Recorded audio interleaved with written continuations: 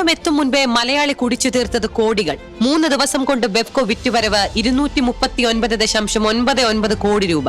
കഴിഞ്ഞ വർഷത്തെക്കാൾ 23 കോടിയുടെ അധിക വരുമാനം. 90 ലക്ഷം രൂപയുടെ വിൽപ്പനയുമായി പെരിന്തൽമണ്ണ മുന്നിലെത്തുമ്പോൾ തിരൂരും ചാലക്കുടിയും തൊട്ടുപിന്നിലുണ്ട്. ലഹരിക്കെതിരായ ഓപ്പറേഷൻ തൂഫാൻ മുറുകുമ്പോൾ വിപണിയിലെ ഡിമാൻഡ് സർക്കാർ മദ്യശാലകളിലേക്ക് വഴിമാറുന്ന വൈരുദ്ധ്യമാണ് കണക്കുകൾ തുറന്നു കാട്ടുന്നത്. റോഡുകളിലാകട്ടെ തിക്കും തിരക്കും. തലസ്ഥാനത്തെ സെൻട്രൽ ഡിപ്പോയിൽ നിന്ന് ഒറ്റ ദിവസം 35 ലക്ഷം അറ്റാദായം നേടി KSRTCയും വരുമാന കണക്കിൽ തലയുയർത്തി. ചന്തകളിലും തുണിക്കടകളിലും മാളുകളിലും കാലുകുത്താൻ ഇടമില്ലാത്ത ജനപ്രവാഹം. വിലക്കയറ്റവും സാമ്പത്തിക ഞെരുക്കവും ദിനംപ്രതി ചർച്ചയാക്കുന്ന ഒരു ജനത ആഘോഷവേളകളിൽ എങ്ങനെയാണ് സർവ്വ നിയന്ത്രണങ്ങളും മറക്കുന്നതെന്ന നേർചിത്രമാണിത്. അതിരുകടന്ന ഉപഭോഗ സംസ്കാരത്തിന്റെയും പച്ചയായ യാഥാർത്ഥ്യം ഈ ഓണവും തുറന്നിടുന്നു. Editorial desk, big TV. മലയാളിയുടെ ഓണലഹരി, അതിനെ ഉപഭോഗ ഭ്രാന്തെന്ന് വിളിക്കാം. ഓണം പടിവാതിൽക്കൽ എത്തി നിൽക്കിയ റെക്കോർഡുകൾ തിരുത്തിക്കുറിച്ചാണ് വിപണി മുന്നേറ്റം. മദ്യവിൽപ്പന സർവകാല റെക്കോർഡിലാണ്. സാധാരണക്കാരന്റെ പോക്കറ്റ് കാലിയാകുമ്പോഴും മദ്യം സർക്കാരിന്റെ പോക്കറ്റ് വീർപ്പിക്കുമ്പോൾ ഈ ഓണക്കുടിയിൽ 3 ദിവസം കൊണ്ട് 239.99 ലക്ഷം രൂപ. ജോഷി, ഈ എന്താണ് നമ്മളല്ലേ കുടിപ്പിച്ച് കിടത്തുവോടാന്ന് ചോദിക്കില്ലേ നാട്ടിൽ?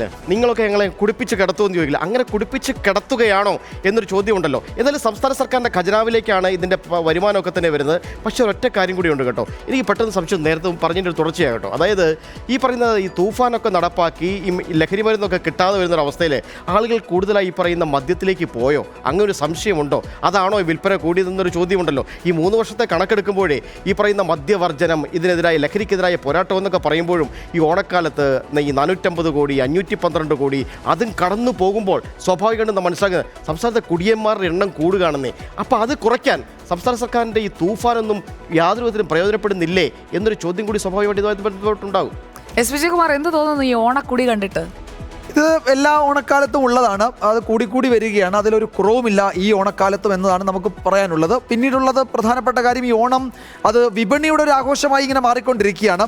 വിപണിയിൽ പണമെത്തുന്നുണ്ട്, ആളുകൾ നന്നായി സ്പെൻഡ് ചെയ്യുന്നുണ്ട്. നേരത്തെ VD സതീശൻ മുഖ്യമന്ത്രി ഒരു വേദിയിൽ പറഞ്ഞതുപോലെ ആ പണം തിരികെ സർക്കാരിലേക്ക് ഒരു 6 മാസത്തിനകം വരും എന്ന പ്രതീക്ഷയാണ് സർക്കാരിനുള്ളത്. അപ്പോൾ വിപണിയിലെ സർക്കാർ ഇടപെടലൊക്കെ വിലക്കയറ്റം പിടിച്ചു നിർത്താൻ അത് ഫലം കണ്ടിട്ടുണ്ടോ എന്നൊക്കെ വൈകിയാണെങ്കിലും സപ്ലൈകോ കാര്യമായി ഇടപെട്ടിട്ടുണ്ട്. അപ്പോൾ വിലക്കയറ്റം വല്ലാതെ അങ്ങ് നമ്മളെ പിടിച്ചു ഉലയ്ക്കുന്നുണ്ടെന്ന് പറയാൻ കഴിയില്ല.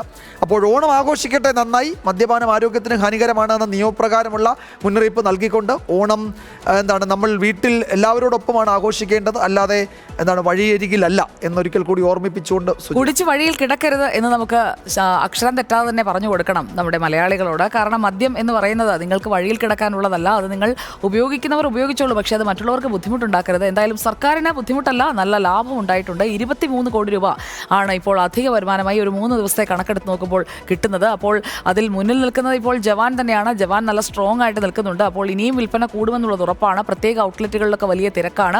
ജവാൻ എക്സ്ട്രാ സ്ട്രോങ് ബ്രാൻഡുകൾക്കൊക്കെ ഡിമാൻഡ് ഏറിയിട്ടുണ്ട്. കഴിഞ്ഞ വർഷത്തേക്കാൾ കച്ചവടം കൂടിയിട്ടുണ്ട്. ഇനി ഓണക്കണക്ക് വരുമ്പോൾ അറിയാം ശരിക്കും എത്ര കുടിച്ചു തീർത്തു എന്ന്. ജോഷി, അപ്പോൾ DNA ചോദിക്കാത്ത ചോദ്യം സാധാരണ ദിവസങ്ങളിലെ സാമ്പത്തിക ഞെരുക്കം ആഘോഷ ദിവസങ്ങളിലെ കൂടുതൽ ഉപഭോഗത്തിലേക്ക് വഴിമാറുന്ന മലയാളിയുടെ ഈ മനഃശാസ്ത്രം എന്താണ്?